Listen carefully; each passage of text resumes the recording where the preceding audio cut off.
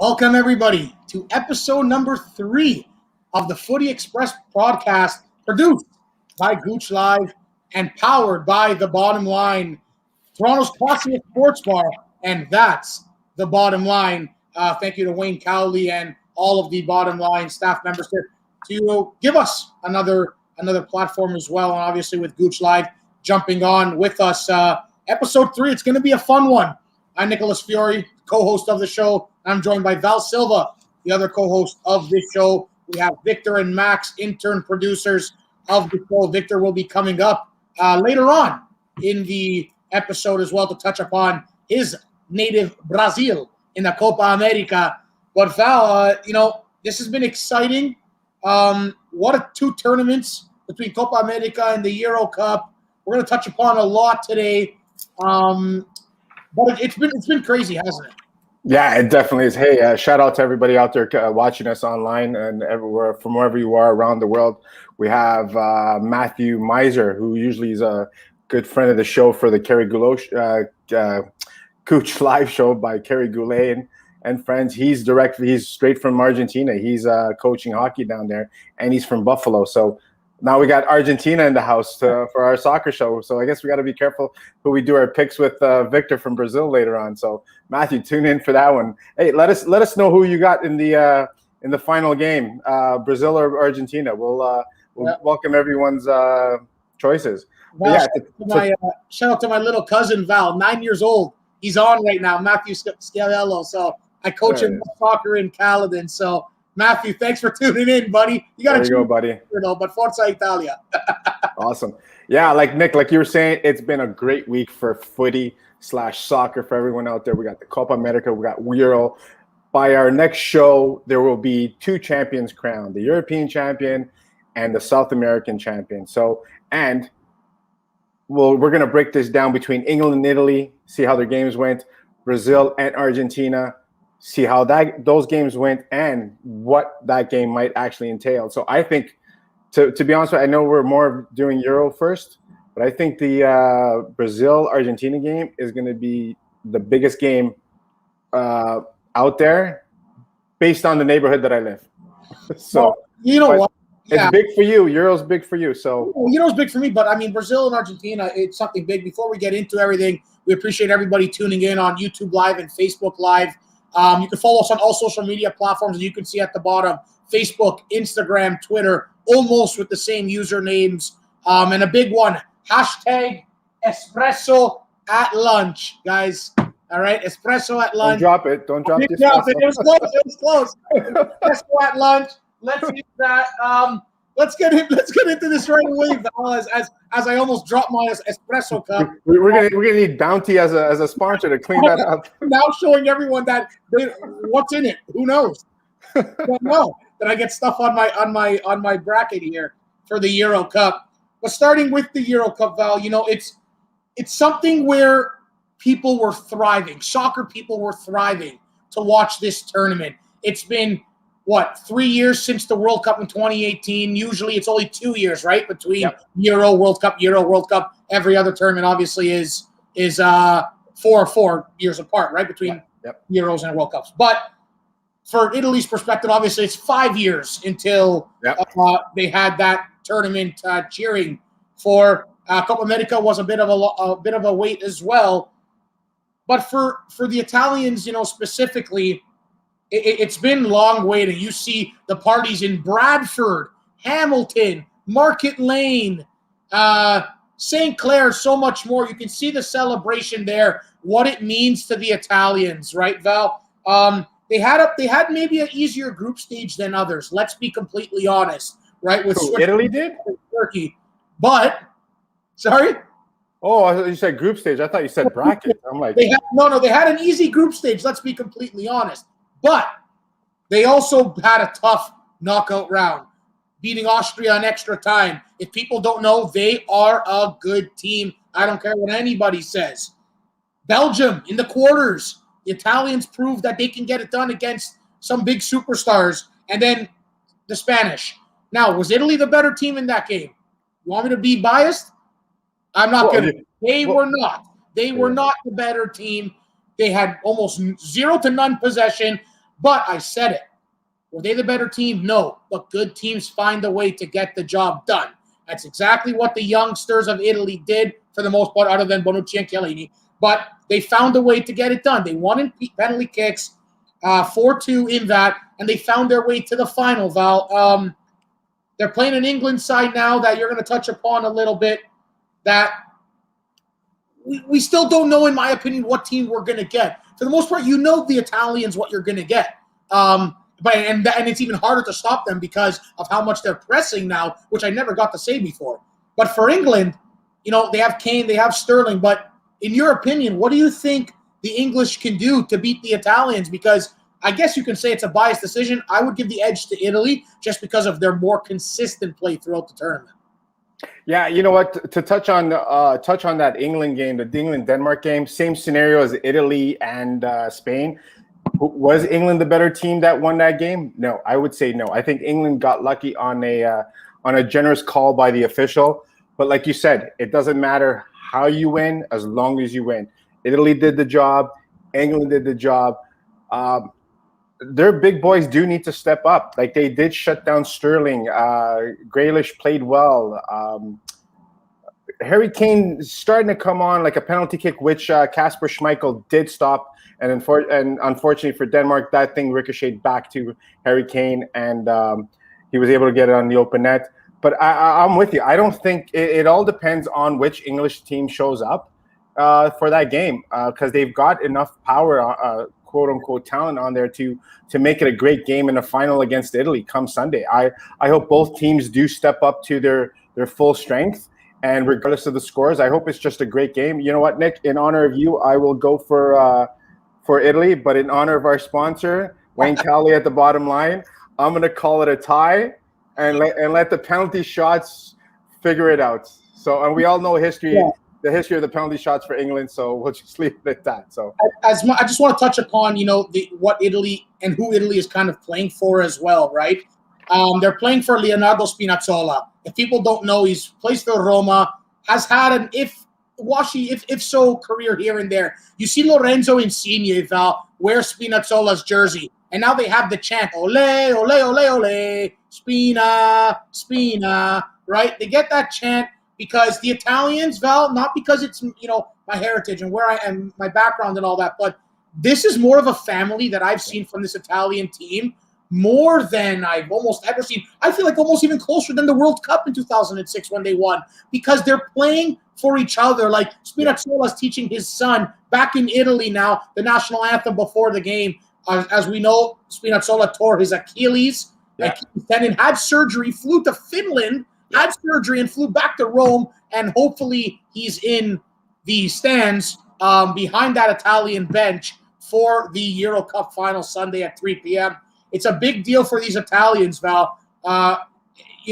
England or Italy, doesn't matter if either of them win or lose, they went further than anyone really gave them credit for. They are both in not really a rebuild, but more of a stage where let's see what happens with the young guys that we have. And guess what? They have two teams that are coming out firing. Italy's playing for Spinazzola. England are just playing, for themselves now more than anything. But when you play for that other person that is not there anymore, as we saw with Denmark and Christian Eriksen, they should be in that final against Italy. It's that mental game that can take you to the next step. If Italy find their interchange play in the midfield that was lost against Spain, I think England's in trouble. Yeah, I think the word you're looking for with Italy is they're gone through a transition. They changed their culture from the last time of not qualifying for the World Cup. Mancini walked in there, changed the whole atmosphere, changed the culture, changed the way the game is thought of in Italy, and sticking to the old guns where a lot that didn't work from past coaching staffs other than the gentleman who just won for Inter, your coach, Inter Milan. Antonio Conte was there. They did have success, but then after Antonio Conte, they went with the old guard. Unfortunately, there's a lot. That old guard didn't work. There was too much infighting as a result of it. Italy didn't qualify. They changed the culture. The youngsters are in there. I think Italy is playing more of a team atmosphere for them together as a unit, just like the Danes were. Yeah. England is still England. There's still a lot of questions out there about the English. There has been over the years. I don't think Jordan Pickford is a great goaltender. He's not a bad goaltender, but he's not the great goaltender that he commentators are making him out to be in general. But I digress. But you know what, though? He's been doing the job, and that's what matters.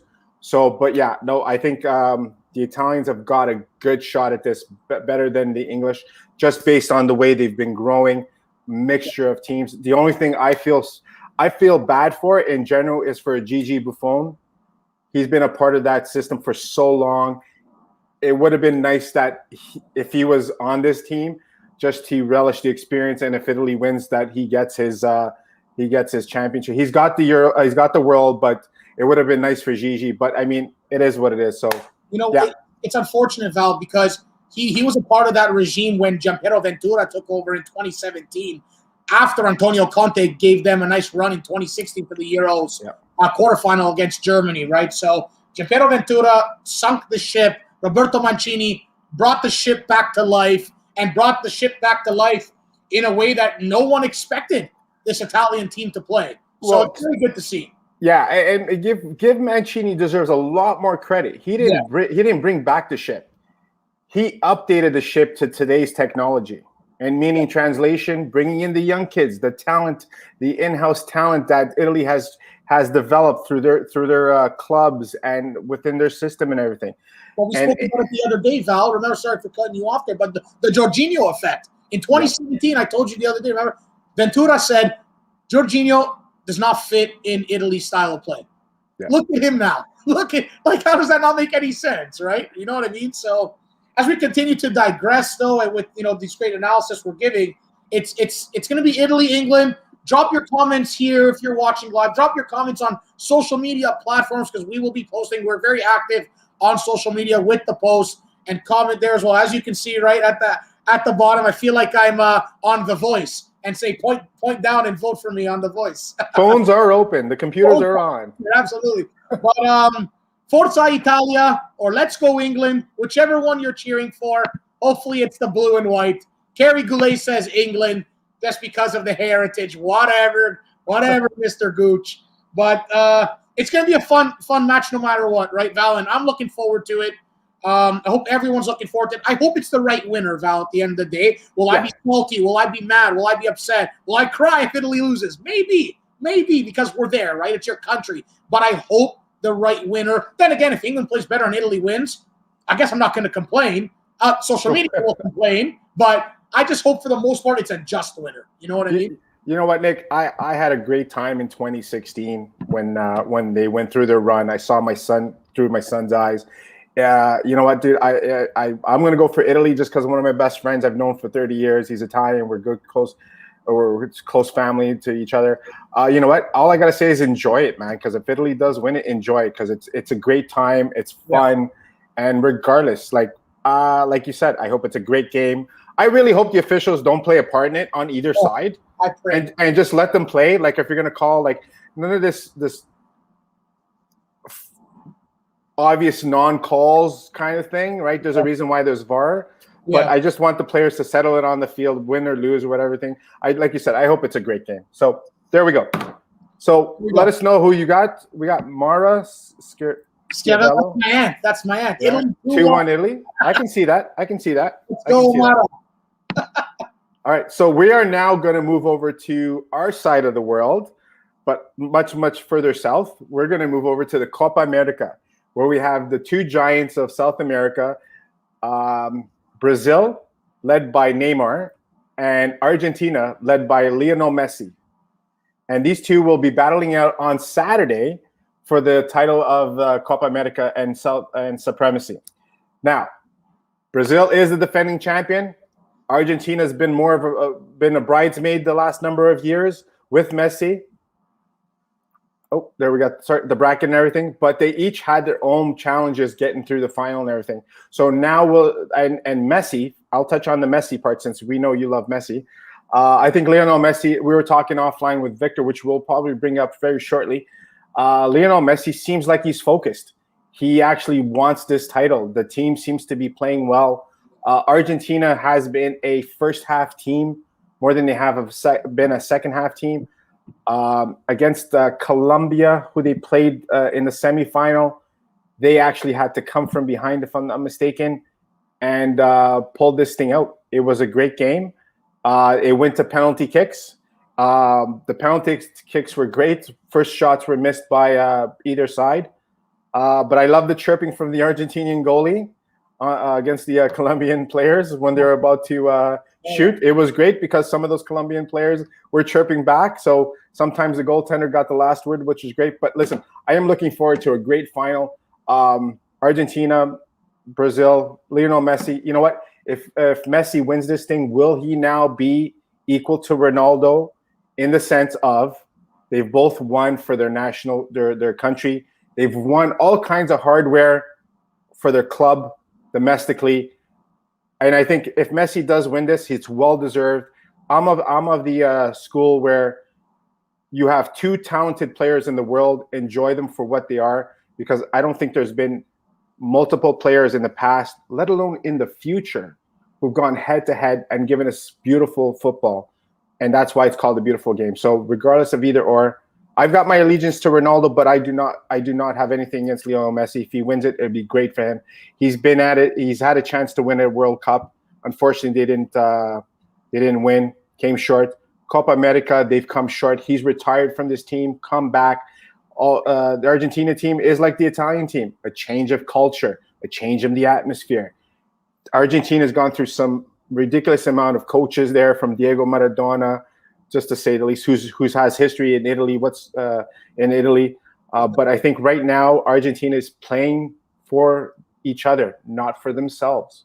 And I think Brazil is doing the same thing. So bottom line is, just like the Euro final, hoping that this is a top game on Saturday also.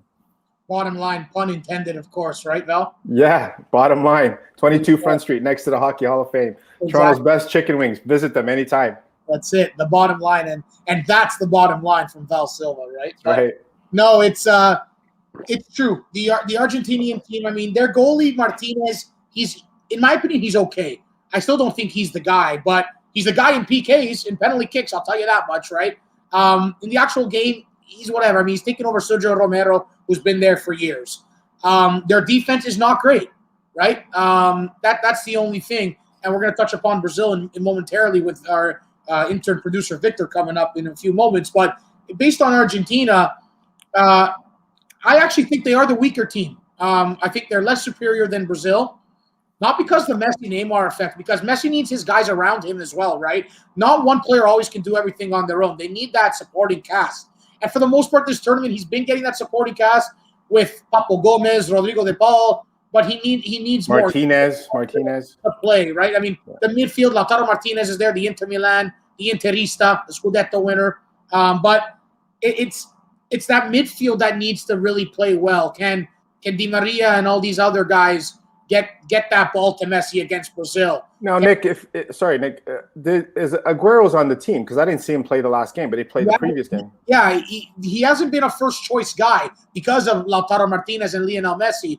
But I wouldn't even put Aguero as the first-choice guy because Lautaro's your young guy. He's the guy that brings that spark, that flair, to then lean off of Lionel Messi, right? In Brazil, they got Neymar. They got, Willian. They got some guys that can Casemiro. Dividends. Casemiro, Thiago Silva, Marquinhos. They got guys. Defensively, they're way better than Argentina.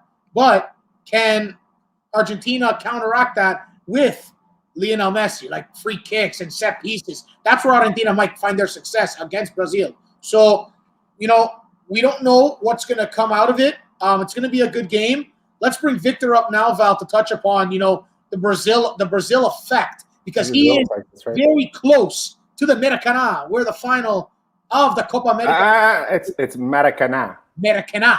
No, ma. Maracanã. No, ma, like we say ma, Maracanã. But you know what? You just said it. You said the same way I was saying it. Did I? Right, Val. You know what? Let's bring up Victor. He'll tell us exactly how it's. He'll talk about the Brazil effect because he is live from Brazil right now. Intern producer, Mr. Victor. There we go. Hello, buddy. Hello, guys. First, hashtag espresso at lunch. Hashtag espresso. Let's go. Make sure I don't drop the like. say hello to my friends that are watching here. They're from Brazil, Vinicius and Betinho. They are my friends. They're watching. They liking the show. So Yes. thanks, guys. And guys, like we have a great weekend ahead. Brazil playing against Argentina on Saturday. We have the Euros final on Sunday, and I'm just excited to see some football. And yeah, I would like to ask a question for you guys. We see like Argentina, they doesn't win a title since '93, and we see also the England play against Italy, and the thing about football is coming home. So we see a lot of pressure in those two national teams. But on my side, I see Brazil and Italy, they're favorite to win the titles. I'd like to know about you guys. What do you think about like what's the heaviest game that we're gonna see in the weekend? Like the biggest rivals over there. So what do you guys think about it? For me, Victor, football is not coming home. It's coming to Rome. I knew it. Oh, there we go. That's nice. That's nice. That's nice. Football's That's new. home. That's new for me. Let's go. But, if people don't know the origin of football is coming home, let me tell you something. Kasper Schmeichel said it great, the Denmark goalkeeper. Yeah. Excuse me, reporter. And I'm looking at the reporter right now. Ready? Has football ever been home? Guess what?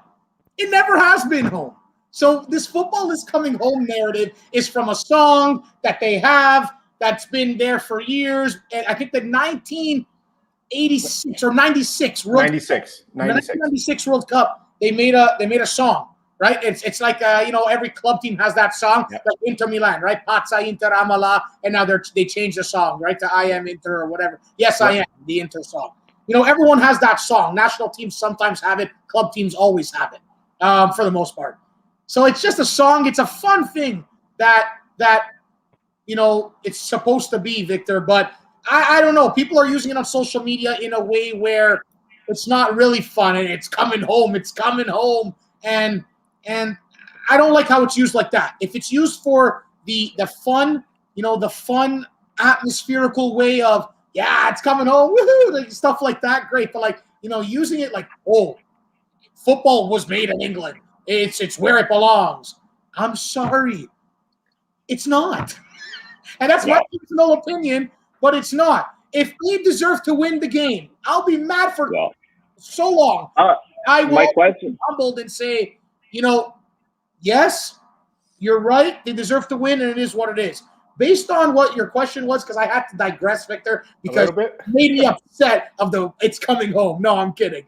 But between the two games, I don't know. I mean, for me, what's bigger? Italy, England. That's an obvious answer. But I think the Argentina-Brazil game, I don't know if Val will double down on this, it might be bigger because of two things. The rivalry and how big those two countries go at each other and how much comparison that it comes with. But I truly believe it's the Lionel Messi effect. I do. I think Messi needs it personally. Then it just for like his GOAT, greatest of all time status. And then that does play into the matchup. I don't care what anybody says. Yeah. It does. Yeah. Now for Italy, two young teams that really don't have anything to lose. This is further than anyone thought. If you ask them, they said, yes, we're going to the final. Absolutely. Of course they're going to say that. I mean, Hungary would have thought that coming in because you just have to have that mindset, right? Which Hungary do amazing. Let's shout them out again. They made the group of death the group of death. How about I digress? I think both games are hot. They're a hot ticket. I'm watching Saturday night. I'm watching Sunday afternoon. Don't text me at 5 p.m. on Sunday if Italy wins because I probably won't be able to respond to anyone because I'll be going crazy. But needless to say, it's going to be two good matches, Victor. Which one is more intriguing than the other? Which one's more of the hot ticket? Can you even debate it? Can you even guess? I don't know. Val, what do you think? You know what? As to Victor's question, I think it depends on who you follow and where you are in the world. So for Brazilians, this is their trophy. Just like for us Europeans, the Europa Cup is a thing. If we play Argentina in chess, like any sport, we want to just beat Argentina. Like doesn't matter what, we just want to beat Argentina in every single sport. So, I think we are lucky. We are lucky enough to see these two games. I think we maybe we'll be watching like history because Messi can win his only title for Argentina, or he can never win a title for Argentina, and same like for England, waiting more to win a title. So yeah. Yeah, no, I think the effect. I think based on people's careers right now, this title will mean the cap in Lionel Messi's feather for his national team. He's gonna him and Ronaldo will always be compared to each other between titles domestically when they're playing for their own club, their soccer teams during the regular season, and then their national teams. Ronaldo 4 years ago was able to capture a national title for Portugal, and Messi's had a few kicks at the can, and this is probably the best chance that Messi has, just because he seems like his attitude and his demeanor, he's like he's having fun. He's having fun playing football. Like he had him playing under Barcelona. There's a lot of questions because he's a free agent in the world. Did not have a great year in Barcelona. They did not capture the title. They crashed out of the Champions League. And generally that'll translate over to the national team. We've seen it in the past with Messi, right? But for some reason, he's actually having fun. Maybe he's around guys that it's like the environment, the culture for Argentina is actually fun than what he had in Barcelona. So, I mean, if this is his kick in the can, it's not like as if in a couple of years they won't be there, because Brazil and Argentina tend to be the powerhouses. Once in a while, you sprinkle a little sugar on there, and you got Uruguay in there, right? And then you got some non-favorites, Colombia, Peru, and stuff, Paraguay, and stuff like that. But you never know. But you know what? It should be a great game. I mean, my man Casemiro, the Madrista, he's playing really, really well for them. Also on the back, Thiago Silva, he's been doing well. Also, the youngsters have been doing well up front, and even Neymar hasn't even. Neymar's shares in buying swim towels have gone down because he hasn't been diving as much as he has in the past. So all those beach towels are still hanging there, right? So yeah. And just one last news, like Gabriel Jesus, he's not playing the final because he got a red card in the quarterfinals. Yeah. So he got 2 game suspension, so he's not playing. And just to touch on that, that was totally accidental. He did not mean to do that. That was not a malicious play. He was looking at the ball. You can tell right away. It's like, luckily for the player who got hurt, he actually was turning his head and got the majority of on the shoulder, because if he got those cleats in the face, he would have been the next Batman on the field for a couple of years with the hard mask. But yeah, thankfully he's going to be okay. And like Jesus, it wasn't intentional. The guy felt bad right away, kind of thing. So it's crazy. Yeah. Victor, who you got? Let me see. Brazil. Okay. All right, Victor. Thanks for coming up, buddy. We appreciate the Brazil correspondent, and vamos Argentina. Or vamos. No.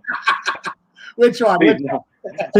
He won't even say. Hold on. Just 1 second. He won't even say Argentina. It's like it's like bad luck or something. Will you even say the word?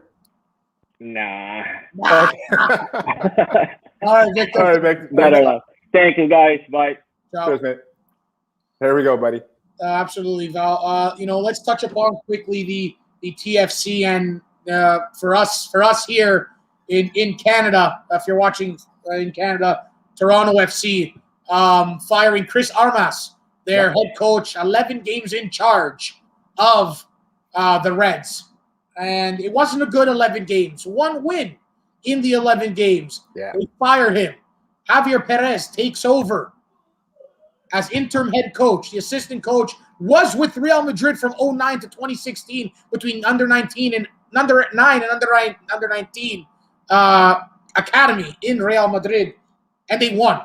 Yeah. They won with Jefferson Soteldo scoring his first MLS goal, Kamar Lawrence scoring his first TFC goal, and then adding some insult to injury as well for a third goal did TFC with an absolute cracker from the Japanese Tsubasa Endo, left foot, steaming into the bottom corner. They hung on. They won. They got the 3 points. 22 games left. They need 11 more wins to at least bring them into 40 to 45 point range. 12. They need 12 to. There you go. Yeah. I think it was. I thought Vic Router said, the commentator TSN, 12 with that game that was being played. So I thought it went down to 11. Then my apologies on that one. Yeah. Okay. Needless to say, it doesn't matter. They need wins, Val, and they need them fast and furious. And you're a TFC season ticket holder. That's probably your forte. If nothing else, this other stuff is, the numero uno for you, if you would even say so. What do you think? Right firing? I think it sure damn was. What do you think about it?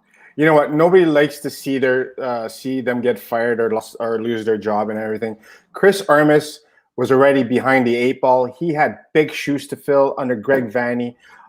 We won the treble 2017. Could have had the fourth title, which would have been like CONCACAF version of the Champions League.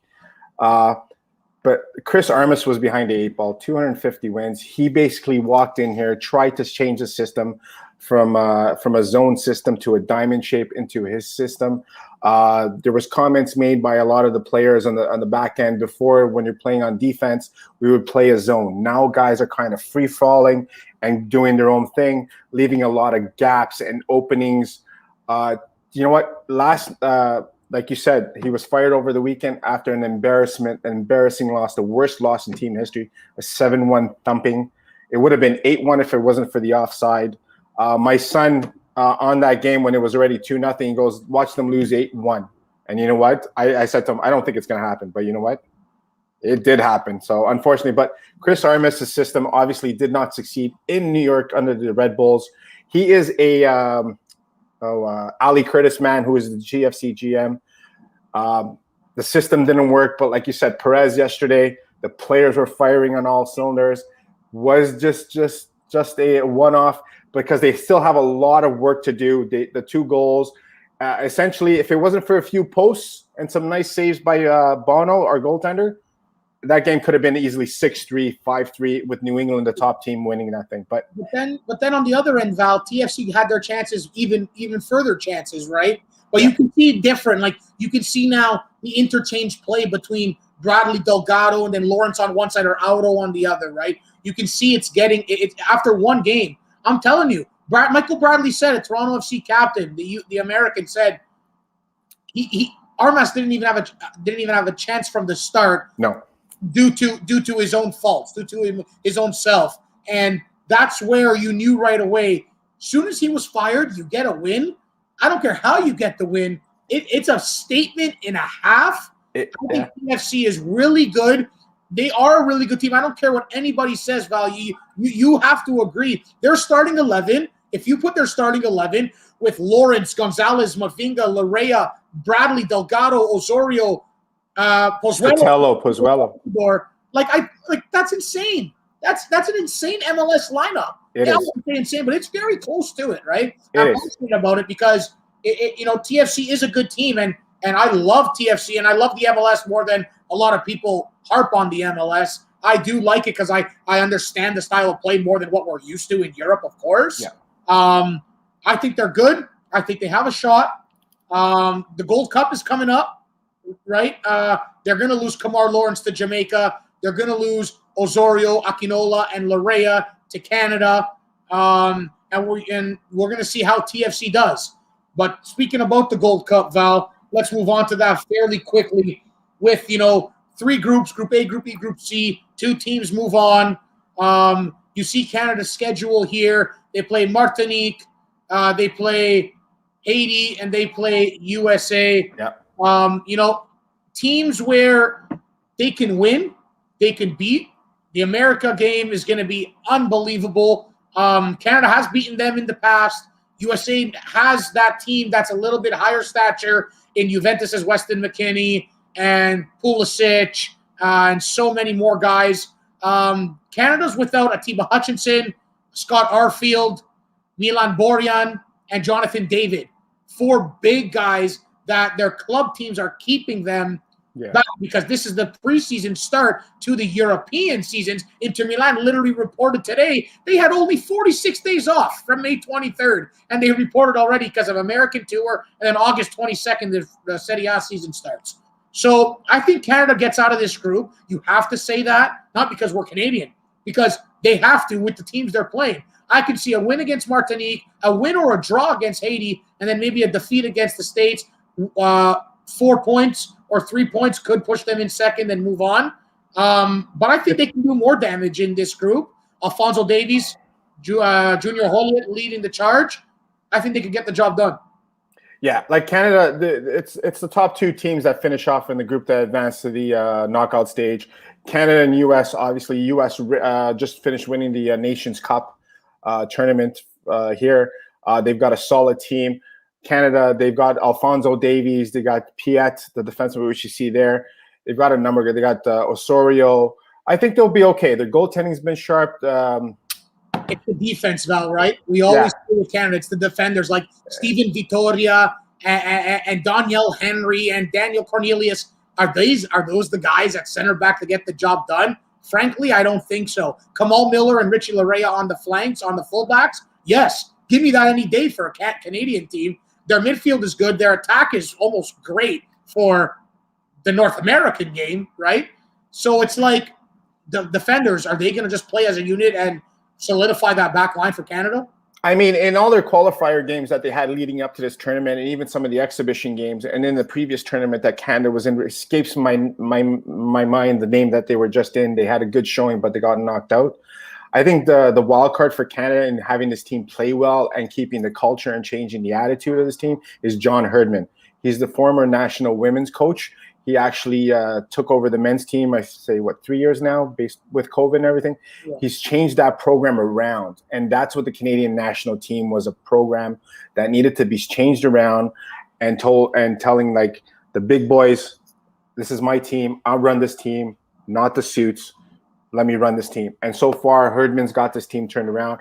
I think Canada, obviously, they're not a clear favorite. Like they eventually, you got Mexico in the tournament.